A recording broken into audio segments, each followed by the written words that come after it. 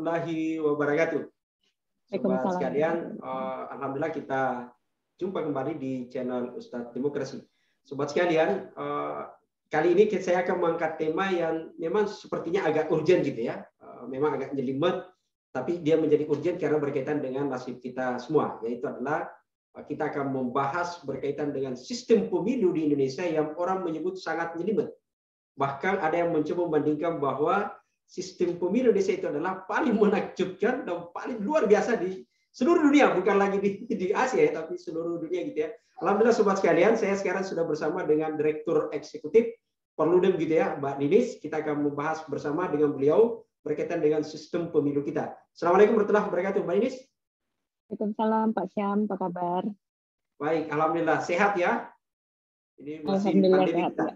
Ya, sebelum kemarin ini saya coba mereview. Jadi saya coba mencatat-catat dari kemarin ya, catatan kami di sini bahwa sistem pemilu kita di tahun 2019 kemarin itu kan mencoba membuka mata kita semua, sepertinya harus mencoba mengevaluasi kembali gitu ya. Meskipun pemilu-pemilu sebelumnya orang memberi apresiasi bahwa pemilu Indonesia sangat demokratis. Tapi kemudian pemilu 2019 dengan alasan efisiensi anggaran, meskipun juga tidak efisiensi. Catatan di kami itu justru tidak jauh beda lah dengan ketika ini gitu ya, anggarannya gitu.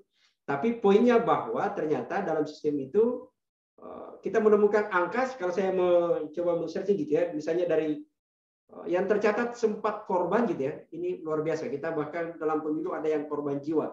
Biasanya meninggal itu akibat kampanye, dari simpatisan dan macam-macam gitu ya. Ini adalah penyelenggara kita, ada 572 yang korban meninggal ya, kita tentu semua berduka demi demokrasi gitu ya. Jadi maksud saya harusnya ini kan dengan pengorbanan yang luar biasa, yang keluar adalah pemimpin yang lebih berintegritas gitu ya, bukan pemimpin yang justru malas hadir rapat. Yang lain adalah justru yang sakit ada lebih 11.000. Nah ini yang memang membuat kita ini gitu ya. Sampai kemudian catatan dari lembaga kajian lembaga kajian dari Australia gitu ya. Jadi itu kemudian menyatakan bahwa memang pemilu di Indonesia ini luar biasa. Jadi disebut sangat menakjubkan, tapi ini karena beberapa catatannya, misalnya menyebut jumlah pemilih kita itu ternyata hampir sama dengan India gitu ya. Hampir sama dengan India, ada 193 juta, ada bertambahan 2,4 juta gitu ya. TPS kita 809. Jadi sobat sekalian, ini sebelum ke Bayes ya, teman-teman dari Perludem, saya mencoba mereview data kita bahwa jumlah pemilih kemarin di tahun 2019 kita berada pada angka 193 juta, bertambah 2,4 juta dari pemilih tahun 2004 gitu ya. Jadi pemilih sebelumnya itu 2, juta 2014. Lalu kemudian TPS kita itu 809.500 gitu ya. Yang saat itu konstitusi kita mengatur bahwa akan melayani antara 200 sampai 300 pemilih gitu ya. Memperebutkan petarung pada saat itu ada caleg 25.000 gitu ya. Memperebutkan kursi untuk DPRD kabupaten kota, dan itu berada pada sama provinsi gitu ya. Jadi 500 kursi dari 34 provinsi, 554 kabupaten kota, 575 kursi di DPR. Gitu ya. Ini yang kita lihat, termasuk di DPD juga gitu ya, dengan 5 surat suara yang berwarna. Ini yang membuat sampai kemudian orang menyebut sangat jelimet gitu. Nah, sobat sekalian, seperti yang saya sebutkan tadi, kita akan mendiskusikan sistem pemilu kita. Ingat, tahapan pemilu berdasarkan kesepakatan pemerintah dan penyelenggara itu akan dimulai pada Januari, sudah akan dimulai di awal tahun 2022 tahun depan gitu ya, sudah akan dimulai, dan kita akan berdiskusikan itu. Saya ke Mbak Ines, kajian teman-teman di Perludem gimana melihat ini sebenarnya? Iya, ya betul ya tadi Pak Syam sampaikan, memang kita kan pertama negara besar ya, Indonesia sendiri kan negaranya besar, penduduknya banyak gitu ya. Tadi Pak Syam sebutkan misalnya 193 juta pemilih gitu ya, calegnya ada 20.000, petugasnya Pak Syam itu ada sekitar 7 juta Pak Syam, yang petugasnya ya dari KPU sampai KPPS seluruh Indonesia itu ada, kalau di total ada 7 juta petugas gitu ya. Jadi memang besar sekali. Nah, salah satu memang setelah pemilu 2019 yang lalu kan ada usulan gitu ya, ada dari berbagai banyak lah sebetulnya lembaga yang sudah melakukan evaluasi.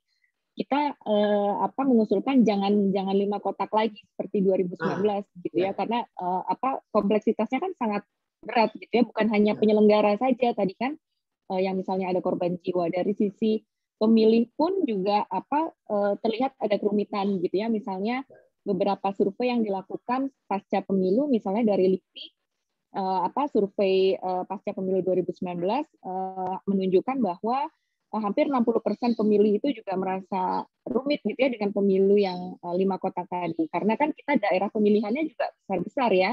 Kalau DPR RI kan 3 sampai 10, DPRD 3 sampai 12, sistem pemilunya proporsional terbuka yang itu berimplikasi ke ukuran surat suara kita gitu ya. Surat suaranya menjadi besar, pemilih itu kan diminta ya, diharapkan bisa mengenali dulu sebelum memilih, dan itu kan banyak sekali. Surat suara sah kita juga cukup tinggi gitu ya, untuk pileg itu sekitar 11%. Jadi untuk DPR RI itu sekitar 11%. Itu cukup tinggi. Jadi kalau 11% itu sebetulnya mau dikonversi menjadi kursi di DPR, mungkin setara dengan 60 atau 70 kursi gitu ya, tapi suara itu kemudian hilang gitu ya. Nah, dan yang anomali misalnya untuk DPD itu kan padahal surat suaranya lebih ada foto gitu ya. Orang kan asumsinya lebih gampang kalau ada foto, tapi surat suara tidak sahnya 19% gitu. Jadi kan cukup tinggi ya. Iya betul, DPD Dewan Perwakilan Daerah yang tidak ada partai, hanya foto gitu ya. Tadi asumsinya orang kalau ada foto lebih mudah, tapi surat suaranya surat suara yang tidak sahnya tinggi gitu ya, karena ada ada asumsi orang tidak terlalu banyak lah, ini terlalu banyak. Nah, memang salah satu hal yang disayangkan adalah ketika revisi undang-undang pemilunya tidak jadi dilakukan ya. Waktu itu kan sebenarnya sudah sempat dibahas gitu ya, sudah sempat ada draftnya, sudah mau dibawa ke balik, tapi namanya politik ya, kesepakatan politik, pemerintah tidak mau melanjutkan, dan kemudian lagi-lagi alasan COVID di sini ya. Iya betul. Akhirnya dipilih untuk tidak dilanjutkan, yang akhirnya ya pemilu 2024 akan sama dengan pemilu 2019 gitu ya, tetap 5 kotak, dan nanti 2024 bukan hanya pemilu 5 kotak, tapi juga akan ada pilkada serentak nasional gitu ya. Seluruh daerah, provinsi, kabupaten kota juga akan pilkada di tahun 2024, walaupun memang bulannya tidak sama. Kalau pilkada itu di November ya, di Undang-Undang Pilkada sudah disebutkan November 2024.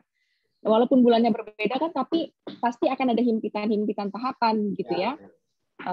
Misalnya ketika menjelang di akhir-akhir 2023 misalnya, itu sudah menjelang pungut hitung 2024, tapi untuk pilkadanya penyelenggara pemilu itu harus mengawal anggaran di pemerintah daerah gitu ya, karena kan pilkada anggarannya APBD. Nah, itu kan harus dikawal juga. Jadi selain tahapannya yang mungkin bagi pemilih juga kompleks, bagi penyelenggara pemilu pun juga akan mengalami hal itu sebetulnya Pak Syam. Ini salah satu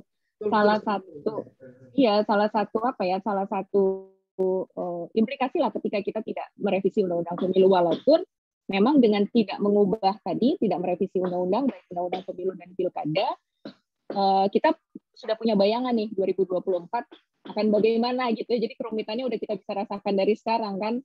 5 kotak, misalnya kampanyenya yang kemarin misalnya ada polarisasi, kampanye hitam, ya kita sudah bisa bayangkan itu, dan sebetulnya ya diharapkan sudah bisa ada pemetaan gitu ya, mitigasi tadi, misalnya tadi terkait petugas yang meninggal dunia karena kelelahan. Nah, ini yang harus disiapkan gitu ya, misalnya apakah ada petugas kesehatan di kelurahan yang siaga gitu, yang siap di sana gitu ya, sehingga kalau ada petugas yang lelah, karena kan petugas KPPS itu tidak hanya bekerja saat hari H, tapi mereka harus bekerja menyiapkan TPS, menulis undangan ke pemilih, itu kan semua dengan tangan ya, ditulis dengan tangan, terus menyebarkan ke pemilih, lalu setelah hari H setelah pemungutan selesai mereka menghitung yang sampai malam, setelah itu mereka harus mengantarkan kembali logistik ke kelurahan. Jadi memang pekerjaan yang cukup panjang gitu, dan semua itu kan kita melakukannya secara manual ya, masih manual gitu ya. Jadi potensi kelelahan itu memang besar. Nah, itu kita sudah tahu 2024 karena tidak diubah undang-undangnya, kita sudah tahu ada potensi itu. Nah, sebetulnya sekarang ya pemetaan dan jalan keluarnya sudah harus bisa ditemukan begitu ya, supaya nanti tidak mepet juga ke 2024-nya. Dan ini menarik tadi, ada catatan berkaitan dengan soal konsentrasi. Baru saya ingat sadar gitu ya. Konsentrasi penyelenggara bukan hanya di soal pileg ternyata, bukan hanya di soal pilpres. Pada saat bersamaan sekarang ini dia harus mengawal anggaran persiapan untuk pilkada, karena baru dana pilkada harus dikawal. MOU-nya itu adalah penyelenggara dengan pemerintah daerah gitu ya. Iya, betul. Iya. Bayang tuh kalau calon kepala daerah pelaksana tugas itu yang dikirim ke Mendagri ternyata berafiliasi pada salah satu kandidat dan menahan dana itu gitu. Ini sangat rawan sekali, jangan dikira gitu ya. Ini. Iya, betul. Itu baru satu di satu tahapan ya. Himpitan lain misalnya ketika misalnya nanti pemilunya Februari 2021 gitu ya. 2024. Nah, di saat yang sama itu akan mungkin beririsan dengan pendaftaran calon perseorangan untuk pilkada gitu ya. Jadi banyak sekali himpitan itu yang pasti penyelenggara pemilu terpecah konsentrasinya gitu ya. Di satu sisi 2024 pemilunya sedang tahapan puncaknya pungut hitung, tapi untuk pilkadanya misalnya mereka juga membuka pendaftaran untuk calon perseorangan gitu ya. Lalu misalnya kalau misalnya pilpresnya 2 putaran gitu ya, di misalnya ada putaran kedua gitu, biasanya 2 bulan gitu ya, di bulan Aprilnya misalnya ada putaran kedua, pendaftaran calon dari partai politik gitu ya, atau misalnya sudah masuk ke, nah jadi yang hal-hal seperti ini yang menjadi kekhawatiran teman-teman penyelenggara sebetulnya, Pak Syam gitu ya, bagaimana nih? Kita bicara teknis ya, kita belum betul. Kita pada implikasi kualitas kan? Gitu. Betul. Jadi ya belum lagi ya kalau sekarang ada